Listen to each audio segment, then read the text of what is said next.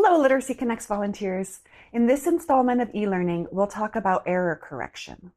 In all of our work with students, our goal is a ratio of 70% student talk time to 30% teacher talk time, so that students are the ones doing the thinking and talking. This is true for class, one-to-one, and small group work. But what about when there are errors? How do we know which errors to correct and when? And how can we correct these errors in ways that are student-centered? You'll be happy to know that even error correction can contribute to that 70-30 student talk time to teacher talk time ratio. How? You turn the error correction over to your students. This will have many positive impacts, not only on student talk time, but also on learning and confidence. Many of us come from learning backgrounds in which errors are viewed as bad and to be avoided. However, tapping into our Literacy Connects strengths-based growth mindset helps us flip this view. Errors are actually wonderful jumping-off points towards gaining insight and meaningful understanding. Errors are also great data for you as a teacher or tutor. They let you know where students need more support and practice. We love errors. It's so important to support students in self-correction because the ability to self-monitor and self-correct will help students immensely outside of class. If we're always the ones correcting errors, we're doing students a disservice, and we're wearing ourselves out. Instead, we want to help students develop the skills they need to self-monitor their understanding. This awareness of our own thinking, or thinking about thinking, is called metacognition, and it is linked to enhanced learning, improved problem solving, and increased self-awareness.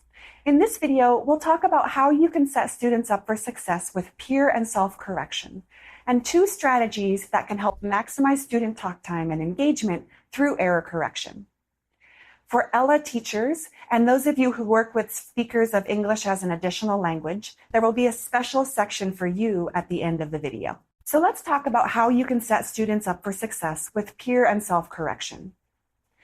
First, we need to consider emotional safety, so that students feel safe taking risks. We talked about this in Foundations 1. Our emotions impact our ability to learn. When we feel stressed, disrespected, unmotivated, etc., we're less able to take in and retain new information. But when we feel relaxed, respected, motivated, part of a community, etc., we're more able to take in and retain new information. Secondly, we need wait time. Remember wait time from e-learning?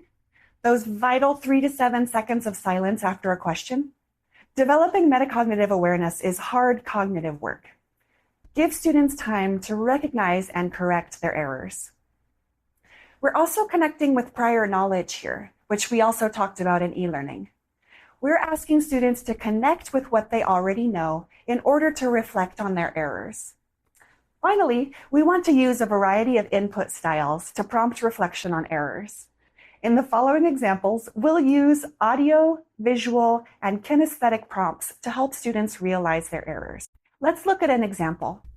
In it, Steve and Omar are reading a passage when Omar makes an error.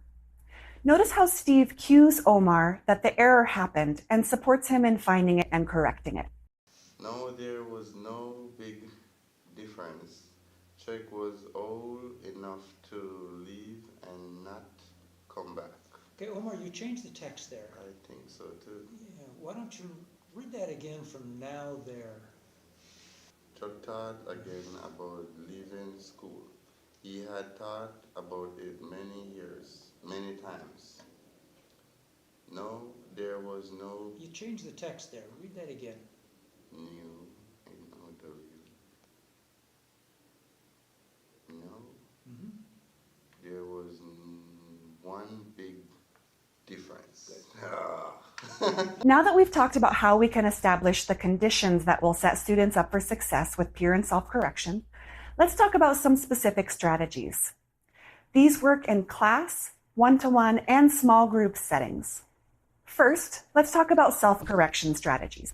One simple strategy is to repeat back what the student said with a prompt for reflection. This works if the error is related to a topic or skill that you have already studied or that the student already knows. Here's an ELA example in a class that has been studying the simple past. A student might say, I go to the store yesterday. I can repeat it back with emphasis and a questioning face. I can say, you go to the store yesterday, as a cue that something isn't right. Here's a reading comprehension example. If a student substitutes a word that changes the meaning of a sentence, you could repeat back what they read and ask, does that make sense? For example, the text is written, the dogs ran down the road, but the student reads, the dogs roped down the road.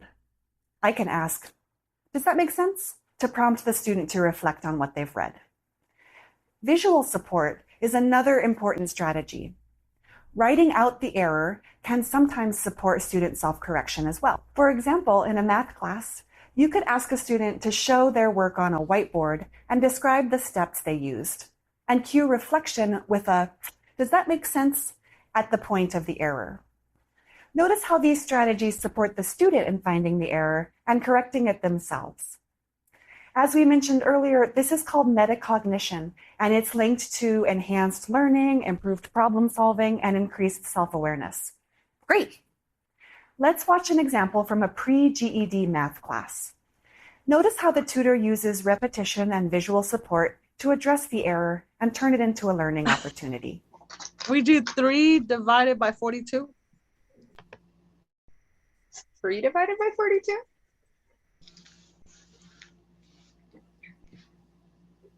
I mean, 42 divided by 3. Yeah. It's confusing. I get confused too on how to say the things. Now let's take a look at peer correction. We still need to consider emotional safety, wait time, and connecting to prior knowledge. When those are in place, it's easy to make peer correction a routine. Here are some handy phrases you can use to create these peer correction routines. When a student has written something on the board, or whatever you use, you can ask, what do you think, class? Whether it's right or wrong. This engages students in learning the routine of reflection and correction. Other handy phrases are things like, tell me how you got that answer, or does anyone have another thought? This routine works with any activity. Before you check answers as a class, make sure that you give students time to work individually, and then tell them to check their answers with a small group or a partner. You can say, check together. You can also listen to students during pair and group activities. Write down errors or misconceptions that you hear, and then design later lesson activities to address those errors. You can also write down good things that you're hearing and celebrate them. Let's look at another example. In this one, I use an error I've heard students making in group work as an opportunity for peer and self-correction. So for example, let's look at a wrong example.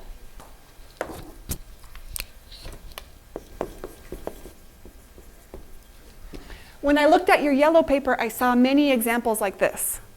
I have been worked at Literacy Connects for 2 years. We have the subject. We have.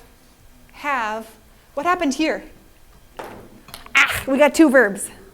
We only want 1 verb. So, we don't want that verb. I have worked at Literacy Connects for 2 years. Look at your yellow paper. Look at your neighbor's yellow paper and check. When working with people who speak English as an additional language, it's important to think about the goal of the activity. We need to distinguish between accuracy, or getting it right, and fluency, or how we communicate our meaning, because we will correct those errors differently.